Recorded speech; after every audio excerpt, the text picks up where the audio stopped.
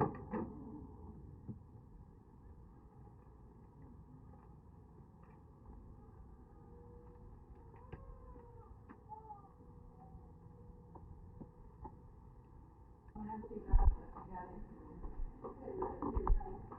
is her name?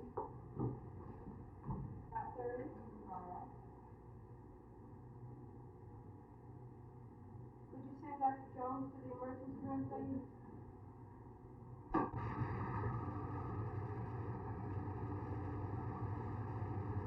trying to stand over here in the way, so we really won't have to put this down.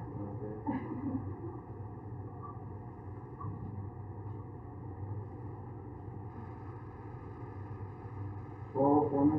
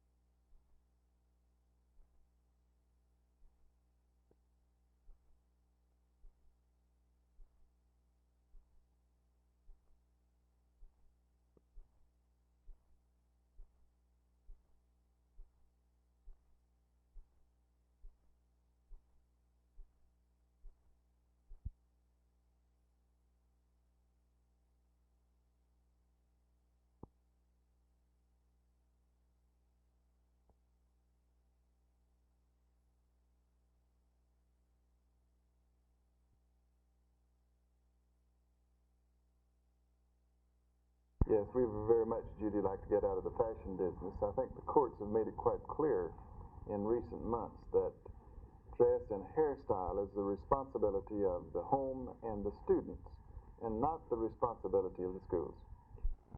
It appears now as though the local committees, made up of parents, teachers, and students, will take into consideration the experiences that we've had the last couple of years, the court cases, as well as the customs and mores of the local communities in formulating the code for next year.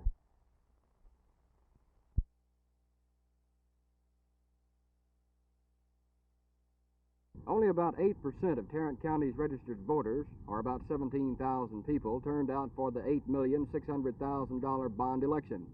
The only issue approved was $1,900,000 for expansion of the county jail and improvements in the criminal courts building. Jail space will be expanded from a prisoner capacity of 411 to 900. Improvements in the building will allow the district attorney's offices to finally be under one roof. The voters turned thumbs down to Propositions 2, 3, and 4. They involved $5 million for a new county records and office building, $1.5 million for improvements in the 3/4-of-a-century-old courthouse, and $200,000 for 2 new sub-courthouses. County Commissioner Precinct 1 Dick Anderson said the failure of 3 of the issues was the result of a poor selling job. County Judge Howard Green blamed the outcome partially on the election being held on a Saturday, which has always had a poor record of voter turnout.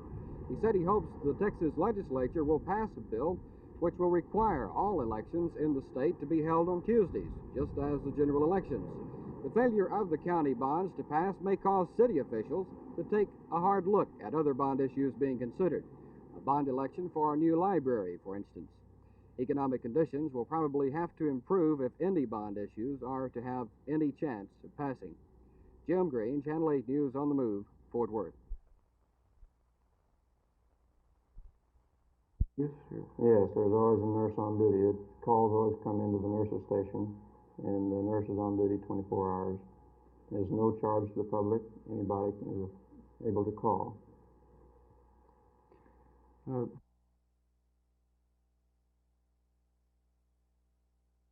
They destroy the image, I think, of our business and of our industry more than anything else. I don't think they take that much business away from us as far as dollars, but I think they destroy the image of our industry more than anything else. What can your organization do about it? Well, there's not a whole lot that we can do. We are doing some things, such as asking for some state legislation that would control the people that have license and people that do business in our particular industry. In other words, anybody who says he's an exterminator can be one for all practical purposes. Right. You can be one for a day or 2 weeks and never have had any experience at all before.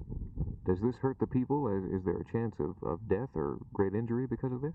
Most definitely. Any kind of insecticides that you use can be hazardous around the home or even a business place. And most of the time, your people that buy from fly-by-nighters are elderly people or something of this nature, and this does more damage to them in the way of taking monies from them. They normally are aged people. Normally, in most cases, they're above the age of 60 up into their 80s and even 90s. They're approached soliciting business to check for termites at no cost to the complainant, and eventually the bill is several times what it's supposed to be at the origination of the contract. What is the biggest case you've ever worked on?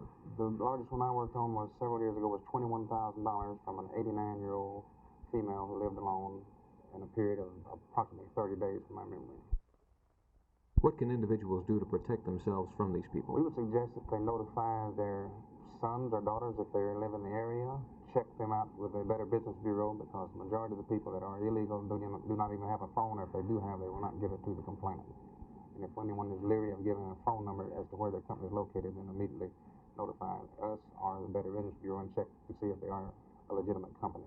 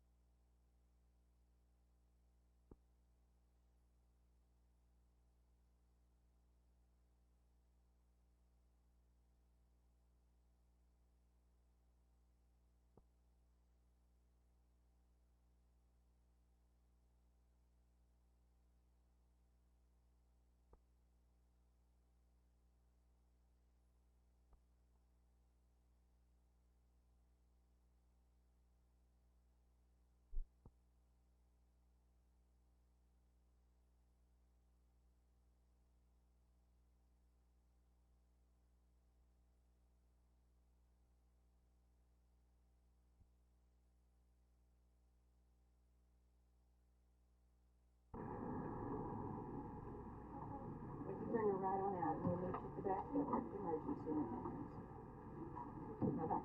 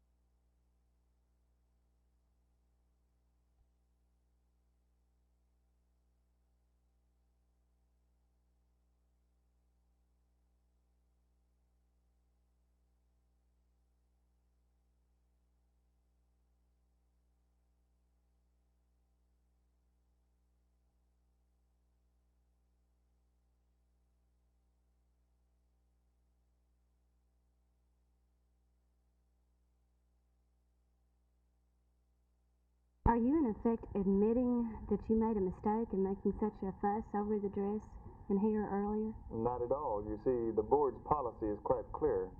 Any kind of dress or hairstyle that's disruptive, that interferes with the learning process, that creates a maintenance problem, or is a hazard to health and safety is clearly prohibited.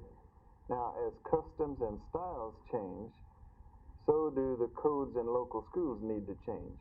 What might have been disruptive a year or 2 years ago might not be considered to be disruptive now. So boys will be allowed to have shoulder-length hair if they wish, and girls can wear maxi dresses? No, not at all. This is not what that means. The local committee made up of parents, teachers, and students will continue to determine what the local code will be within the policies, of course, established by the Board of Education.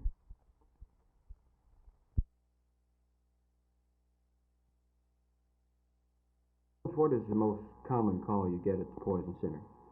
I think the most common call is that cases of children having taken medication which have been up in the medicine cabinet. And probably the most common one product is aspirin, children's aspirin. The parents, in order to have their children take medicine many times, tell them it tastes like candy and things of this nature, and so as a result, the children associate medicine sometimes with candy, and so children's aspirins are pretty well flavored, and they like those, so they chew children's aspirin much more readily. What is about the age group that comes in? Most of our cases, well over 50% of them. We have one survey of our cases that came in from January to June of 1970, in which there were nearly 500 cases of poisoning of one type or another, whether it was accidental or intentional. And over